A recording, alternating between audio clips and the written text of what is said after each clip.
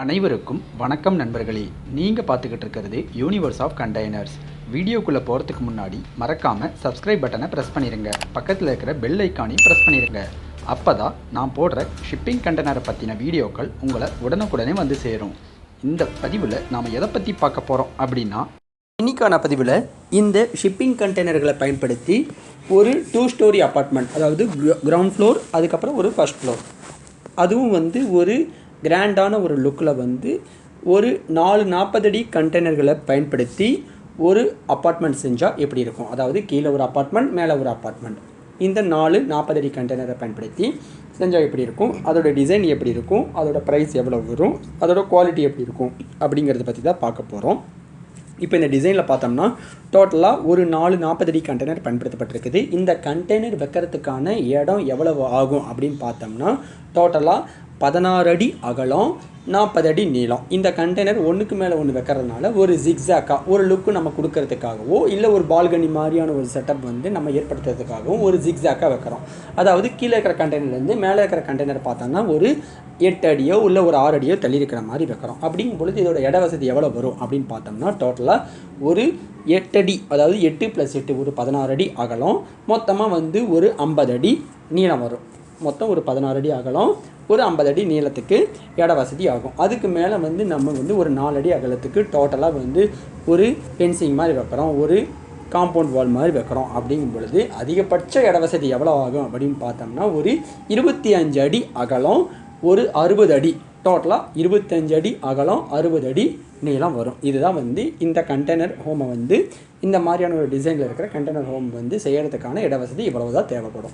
இப்போ இந்த இடத்துல பார்த்தோம்னா கீழே ஒரு 2 40 அடி, மேலே ஒரு 2 40 அடி பயன்படுத்தப்பட்டிருக்குது. இதில் பார்த்தோம்னா இந்த 2 கண்டெய்னரும் ஒன்றா வைக்கும் பொழுது இதுக்கு இடையில இருக்கிற சைடு வாலை டோட்டலாக இந்த கண்டெய்னருடைய ஸ்டீல் பேனலை கட் பண்ணி எடுத்துகிட்டு 2 கண்டெய்னரும் நம்ம சேர்த்து வச்சு பண்ணும்பொழுது உள்ளே பார்த்திங்கன்னா ஒரு 16 அடி அகலம் இடம் இருக்குங்க. ஸோ நமக்கு ஒரு ஹால், ஒரு கிச்சன், ஒரு லிவிங் ரூம் ப்ளஸ் அட்டாச்சு பாத்ரூமோட நம்ம கீழே தாராளமான ஒரு இட வசதியோட ஒரு அப்பார்ட்மெண்ட் பண்ண முடியும். அதாவது 16 அடி அகலம், 40 அடி நீளத்தில் அந்த அகலத்தை பார்த்தோம்னா நம்ம இந்த மாதிரியான ஒரு செட்டப் ரொம்ப தாராளமாக செய்ய முடியும். இப்போ இந்த டிசைனில் பார்த்தோம்னா தெளிவாகவே தெரியும்.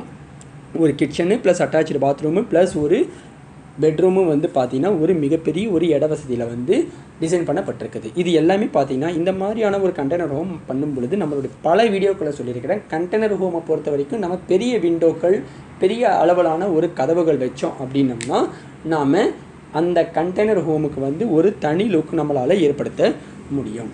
இப்போ இந்த மாதிரி ஒன்றுக்கு மேலே ஒரு கண்டெய்னர் வைக்கிறோம், இதுக்கு ஸ்ட்ரக்சரல் மெம்பர் எவ்வளோ ஆகும் அப்படின்னு பார்த்தீங்கன்னா உங்களுக்கு எந்த இடத்துல கான்டாக்ட் ஆகுதோ அந்த இடத்துல ஸ்டீல் ஒர்க்கு, ஃப்ரேமிங் ஒர்க் பண்ணால் போதுமான அளவாக இருக்கும்.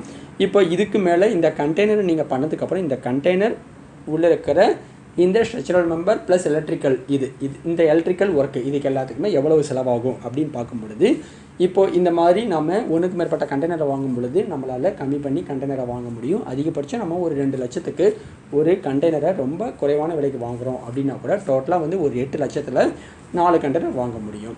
இந்த 4 கண்டெய்னர் உள்ளே இருக்கிற ஒர்க்கு, அதாவது ஃபர்னிச்சர் ப்ளஸ் உள்ளே இருக்கிற மற்ற அசசரிஸ் இல்லாமல் கண்டெய்னரோட இன்டீரியர் ப்ளஸ் எலக்ட்ரிக்கல் ஒர்க்கு, அதுக்கப்புறம் சில ஒர்க்கு, கிச்சனுக்கு தேவையான பேஸ் டேபிள், அதே போல் கபோர்டு தேவையான பேஸ் ரேக்கு, இந்த மாதிரியான சில விஷயங்கள் எல்லாமே பண்ணுறதுக்கு டோட்டலாகவே ஒரு கண்டெய்னருக்கு நம்ம அதிகபட்சம் ஒரு 1.5 லட்சம் அப்படின்னு வச்சா கூட டோட்டலாக ஒரு 4 கண்டெய்னருக்கு ஒரு 6 லட்சம். ஸோ டோட்டலாக 8 + ஒரு 6 நம்மளால் ஒரு 15 லட்சம், அதாவது கீழே ஒரு அப்பார்ட்மெண்ட், மேலே ஒரு அப்பார்ட்மெண்ட் நான் சொல்கிறேங்க, ஒரு 15 லட்சத்தில் நம்மளால் பண்ண முடியும். இந்த ப்ரைஸ் பார்த்திங்கன்னா கண்டெய்னரோட ப்ரைஸ், கண்டெய்னர் நம்ம எந்த ப்ரைஸ் வாங்குகிறோமோ அந்த ப்ரைஸை பொறுத்து மாறுபடும். ஸோ ஒரு 15 லட்சத்தில் நம்மளால் இந்த மாதிரி ஒரு 2 ஸ்டோரி அப்பார்ட்மெண்ட்டை பண்ண முடியும். அதுவும் ஒரு 10 to 15 நாட்கள் கால அவகாசத்துலேயே இது போல் ஒரு 2 ஸ்டோரி அப்பார்ட்மெண்ட் நம்மளால் பண்ண முடியும். கண்டெய்னரை வச்சு இது போலையும் நம்மளால் ஒரு 2 ஸ்டோரி அப்பார்ட்மெண்ட் பண்ண முடியுங்க. கண்டிப்பாக சாத்தியம்தான்.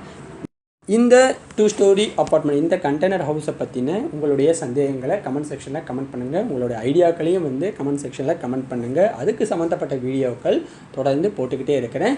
இந்த வீடியோ உங்களுக்கு பிடிச்சிருந்ததுன்னா லைக் பண்ணுங்கள், ஷேர் பண்ணுங்கள், கமெண்ட் பண்ணுங்கள், மறக்காமல் சப்ஸ்கிரைப் பண்ணுங்கள். இது போல் ஒரு கண்டெய்னர் சேனல் இருக்கிறது உங்களுடைய நண்பர்களுக்கு தெரியப்படுத்துங்க. தேங்க்யூ.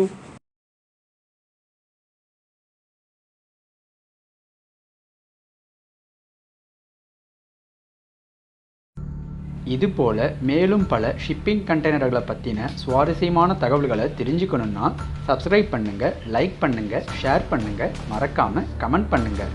நன்றி, வணக்கம்.